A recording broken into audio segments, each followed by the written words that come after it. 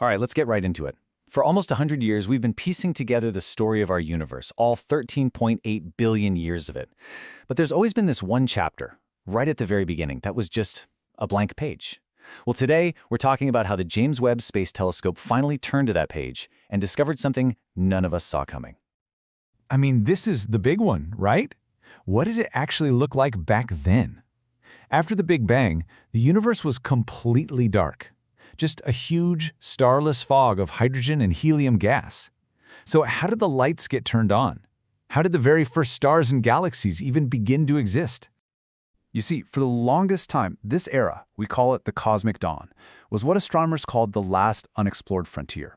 All of our models and our simulations, they were basically just really, really good guesses, based on what we could see much later in the universe's life. And then this machine came online, the JWST. And you have to understand, it's not just a more powerful telescope, it's a time machine, specifically built to look back into that ancient darkness and see the first light. And the story it's starting to tell us, it's way more wild than we ever predicted. So let's set the scene. Picture the universe right after the Big Bang. It's cooled down, and for hundreds of millions of years, there's nothing. I mean, it's just this dark, quiet, cosmic soup of hydrogen and helium gas. No stars, no galaxies, just all the raw ingredients waiting for a spark. And that spark is what we call the cosmic dawn. It's the moment that light finally returned to the universe. And this isn't just some poetic name, you know? It's a real, fundamental shift for the entire cosmos. Figuring out how it happened has been one of the biggest unsolved puzzles in astronomy for a long, long time. And that's exactly what JWST was built for. Its incredibly powerful infrared eyes can cut right through all that cosmic dust and look back in time to see this exact moment. But when it finally opened its eyes and took a look, the picture it saw was definitely not the one we had in our textbooks. And the difference is just wow. Our theories predicted a slow, gentle sunrise, a few tiny, faint galaxies gradually blinking into existence. What JWST actually found was more like a cosmic city, already brightly lit and bustling with activity. This is what scientists are now calling the overabundance problem. There are just too many bright galaxies, way, way too soon.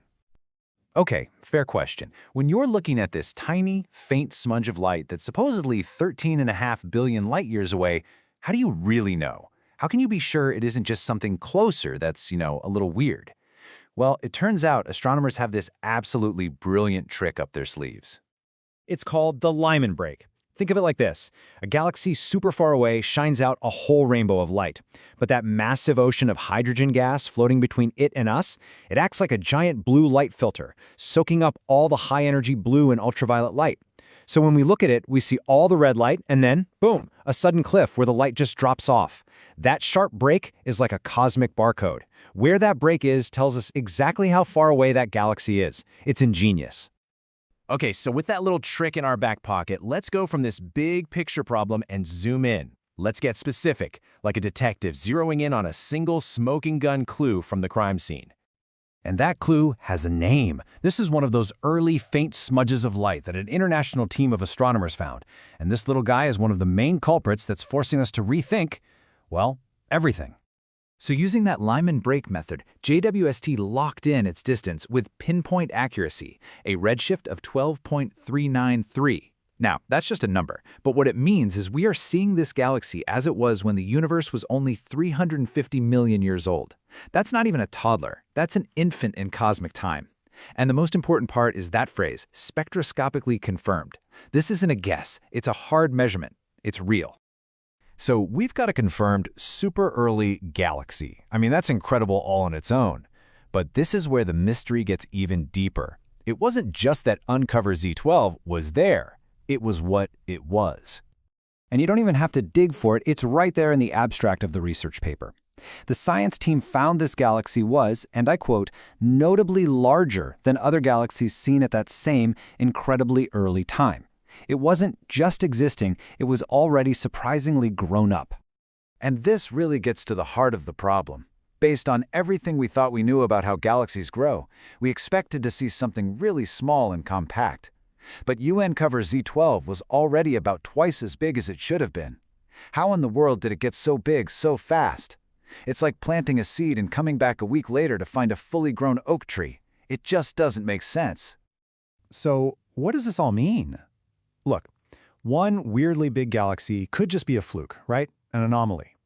But when you add it to that overabundance problem, the fact that there are too many bright galaxies in general, well, these flukes start to look like a pattern that's telling us there's a serious flaw in our old story of the universe.